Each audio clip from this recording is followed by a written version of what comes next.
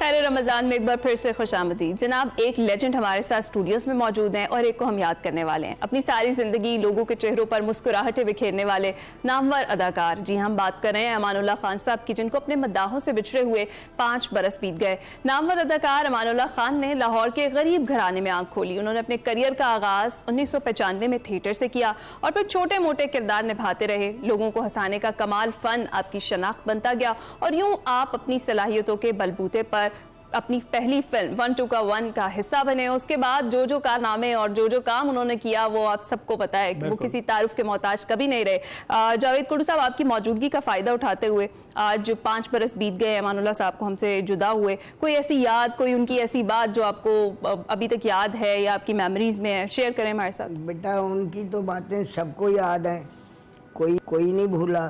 दूसरी बात ये है कि वो 1978 में आए थे। सही, 78 में उन्होंने ड्रामा जमील बिस्मिल साहब का किया, सिक्सर। ओके। तो फिर उनका बड़ा दिल था, बहुत बड़े दिल के मालिक थे। उनके दिल में ना किसी के लिए कोई नफरत नहीं थी, कोई वो नहीं था। तो जमील साहब का ड्रामा, जमील बिस्मिल साहब का एज ए प्रोड्यूसर और डायरेक्टर लगा अल हमरा में। तो 2 बजे तो कई मरतबा मैंने खुद हाउसफुल का बोर्ड लगाया है। 2 बजे, दोपहर 2 बजे। अच्छा। तो हम नान चने खाने जाया करते थे लक्ष्मी चौक, क्योंकि 2 बजे बुकिंग बंद हो जाती। मैं रात को काम भी करता था और दिन में ये बुकिंग वालों के पास आ जाता था।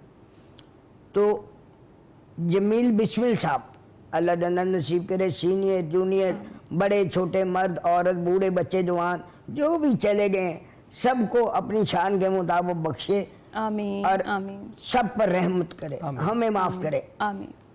तो जमील साहब ने बुलाया कि अमान घर में आना। वो जमील साहब के साथ मैं भी चला गया, अमानुल्लाह साहब के साथ बैठ के।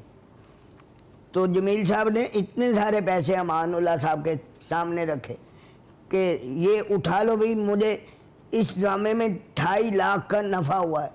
उस वक्त 2.5 लाख, जब 25 रुपए की टिकट होती थी।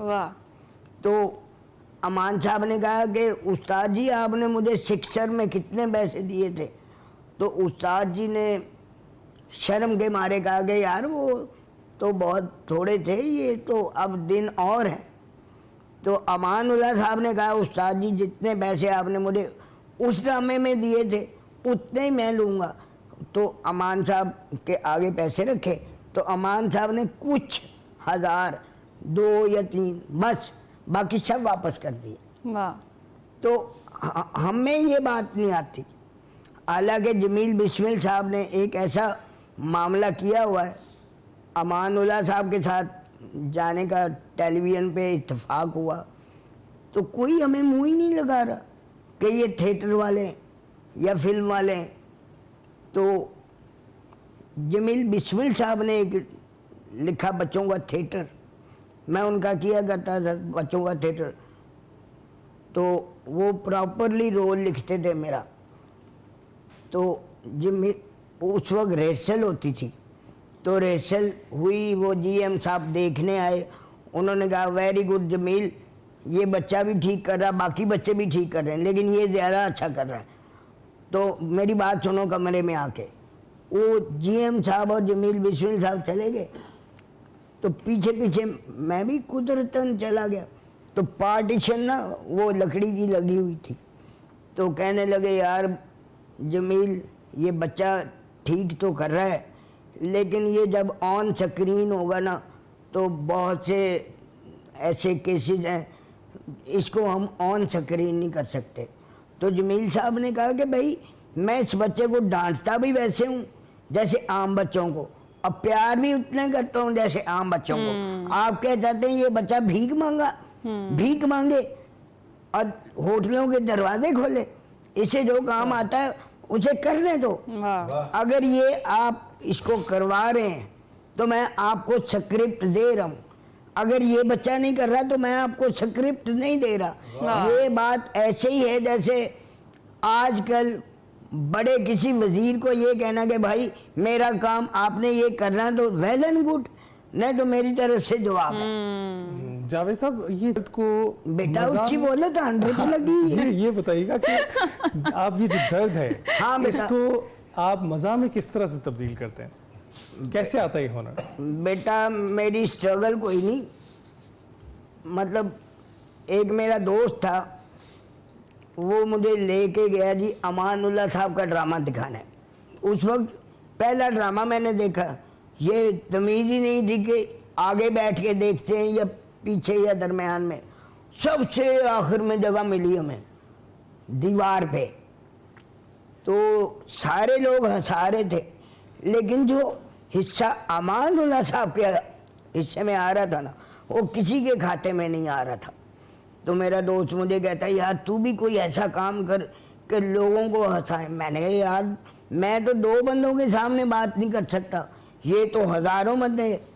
तो वो थोड़ा सा ना अफसरदा सा हो गया कि यार तू मेरा कहना नहीं मान रहे, तू आ जाए। वो थोड़े दिनों के बाद मुझे मुनव्वर ज़रीफ साहब अल्लाह जन्नत नसीब करे, उनकी फिल्म दिखाने ले गया। तो सिनेमा हॉल में जितने लोग बैठे थे, ये मुनव्वर साहब की एंट्री हुई स्क्रीन पे, तो सब ने कहा जी अल्लाह जन्नत नसीब करे। वो बात मेरे ऐसी ठुकी, तो मैंने अल्लाह से दुआ मांगी कि अल्लाह पाक मैं भी कोई ऐसा काम करूं जिससे मेरे मरने के बाद कोई एक तो कहे कि अल्लाह जन्नत नसीब करे, ये ना कहे कि शुक्र है दुनिया से गया। अरे वाह वाह। हमें ये बहुत बुरी आदत है कि एक बंदा चला जाता दुनिया से, हाँ। हम उसके ना ऐप ढूंढ ढूंढ के कुरेदते हैं कि वो ऐसा था, वो ऐसी थी, वो फलां था, वो फलां। ओ भाई एक बंदा दुनिया से ही चला गया, अब तो उसका पीछा छोड़ दो। सही सही सही सही, हमें बिल्कुल। माफ करना आता नहीं है, और बड़ा जरूरी है हम कि हम कहते हैं कि इसको बस सीखें। मुझे माफी मिलती जाए, मैं किसी अब को मैं अरे, किसी को वाह। जैसे वो दूसरे प्रोफेसर साहब फरमा रहे थे कि जी वो पहले प्रोफेसर है। हाँ वो जनाब के जावेद साहब, तनख्वाह हमें हुसैनी मिले और काम हम ये जिद्दी। अरे वाह वाह वाह, बड़ी बड़ी खूबसूरत बात आपने की है।